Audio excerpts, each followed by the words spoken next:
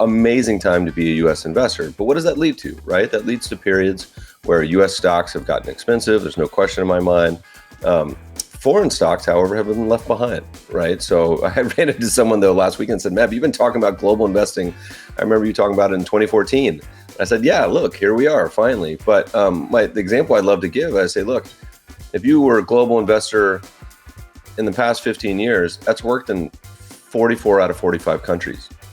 If you're in Brazil, if you're in Korea, if you're in UK, if you're in Australia, it's been amazing to be a global investor. Can you explain that a little bit? Because I know some people are like, wait, what? Can you explain what that means? Because you're looking at it from the eyes of somebody who lives in that country, and overseas investing includes America. So can you we love to, every country around the world has home country bias. You put most of your money in your own country.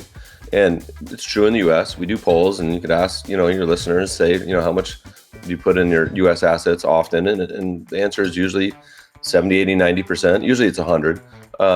And traditionally throughout history, that's been a bad idea. And traditionally with U.S. stocks, it's been a bad idea. It's been better to diversify globally. I mean, the U.S. is a 2/3 world market cap. But if you're Brazilian, if you're Australian, if you're Japanese, if you're Russian, and you put the world market cap or you diversified it in the U.S., fantastic, because the U.S. has done great, but also just this general diversification.